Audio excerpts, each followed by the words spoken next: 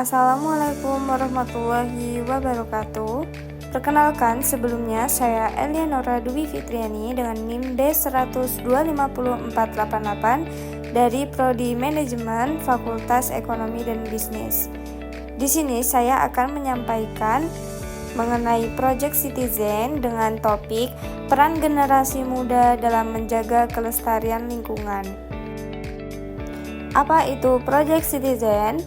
Yaitu Project Citizen adalah metode pembelajaran berbasis masalah problem-based learning yang mendorong mahasiswa untuk aktif terlibat dalam proses demokratis. Pendekatan ini mengajak peserta didik mengidentifikasi masalah nyata di masyarakat dan mencari solusi yang konkret. Pengembangan kompetensi kewarganegaraan, mengembangkan pengetahuan, keterampilan, dan karakter kewarganegaraan demokratis. Mahasiswa dilatih berpikir kritis, berkolaborasi, dan bertanggung jawab sebagai warga negara yang aktif dan berkarakter. Mahasiswa mengidentifikasi masalah publik, menyelidiki kebijakan yang ada, mengeksplorasi solusi alternatif, dan merancang tindakan nyata untuk memberikan dampak positif bagi komunitas dan lingkungan sekitar. Project Citizen juga memiliki tujuan, di antaranya adalah belajar terlibat dalam kehidupan masyarakat.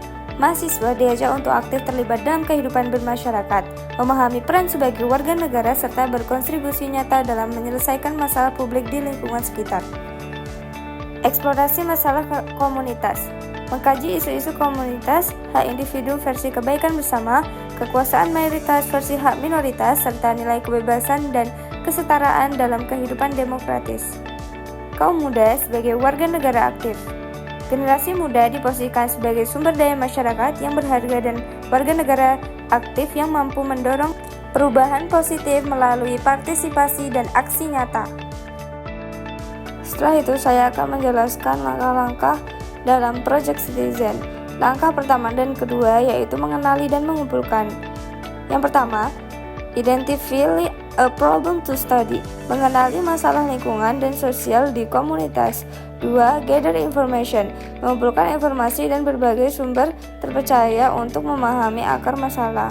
Selanjutnya, langkah 3, 4, dan 5 yaitu menguji kebijakan dan rencana tindakan. Yang ketiga, examine solution, menguji berbagai pemecahan masalah. 4. Develop students own public policy, mengembangkan kebijakan publik. 5. Develop an action plan, yaitu mengembangkan rencana tindakan nyata di masyarakat. Selanjutnya yakni identifikasi masalah lingkungan. Benturan antara gaya hidup konsumtif dan kelestarian lingkungan menjadi tantangan utama yang dihadapi generasi muda saat ini. Pola konsumsi yang tidak berkelanjutan berdampak langsung pada kerusakan ekosistem dan kualitas lingkungan hidup. Masalah utama yang pertama, konsumtif dari sampah plastik online yang terus meningkat. 2. Kurangnya fasilitas dan dana komunitas pemuda untuk aksi lingkungan. 3. Apatisme generasi muda terhadap isu kelestarian lingkungan. Yang keempat, pendidikan lingkungan masih bersifat teori, minim praktik nyata. Di sini saya juga akan menjelaskan relevansi dengan prodi manajemen, yaitu bisnis modern wajib menerapkan ESG dan sustainability. Generasi muda adalah calon manajer, konsumen, dan pengusaha masa depan. Ketiga, kesadaran lingkungan mendorong transformasi pemasaran, operasional, SDM, dan kewirausahaan. Tidak hanya itu, topik ini juga relevan dengan mata kuliah kewarganegaraan, yaitu membentuk warga negara yang baik, bertanggung jawab, dan aktif. 2. Memahami hak dan kewajiban dalam menjaga kelestarian lingkungan. 3. Mendorong partisipasi publik dan penerapan etika lingkungan dalam kehidupan nyata. Sumber referensi utama dari proyek ini yakni adalah yang pertama buku, yang kedua ada jurnal ilmiah, yang ketiga ada media cetak dan online. Dan yang terakhir adalah peraturan perundangan. Selanjutnya, saya akan menjelaskan proses pembuatan produk video. Tahap awal produksi, yang pertama pemilihan topik, yang kedua menentukan isu lingkungan yang relevan dan signifikan sebagai fokus video. 3. Pengumpulan data. 4. Riset mendalam, seperti survei, wawancara, studi literatur terkait kelestarian lingkungan. 5. Penyusunan skrip. 6. Menyusun narasi dan alur cerita video yang informatif dan menarik. Tahap lanjutan dan publikasi. Yang pertama, produksi video. Yang kedua, pengambilan gambar, rekaman narasi, dan pengumpulan footage lapangan. 3. Editing video. 4. Penyuntingan visual, penambahan infografis, musik, latar, dan subtitle. 5. Publikasi.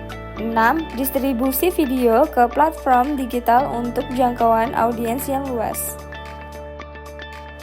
Setelah itu, dari produk video ini juga terdapat kelebihan dan kekurangan.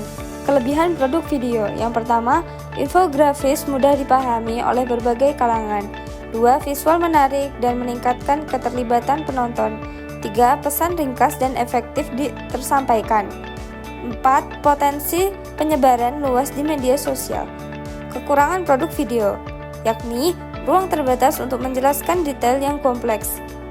Perlu perpanjangan waktu editing untuk hasil optimal. Perlu lebih banyak umpan balik dari audiens sebelum finalisasi. Saran dan langkah berikutnya. Saran untuk perbaikan yaitu perpanjang waktu editing untuk meningkatkan kualitas produk video secara keseluruhan. 2. Libatkan lebih banyak feedback dari audiens awal sebelum publikasi final. 3. Perluas cakupan solusi praktis dalam materi pendidikan lingkungan. Langkah berikutnya, tingkatkan fasilitasi komunitas pemuda dan dukungan pendanaan untuk program lingkungan. Dorong kolaborasi lintas prodi dalam aksi nyata pelestarian lingkungan. Jadilah proyek ini sebagai model pembelajaran aktif berbasis masalah di masa mendatang. Demikianlah yang dapat saya sampaikan, semoga bermanfaat bagi kita semua. Wassalamualaikum warahmatullahi wabarakatuh.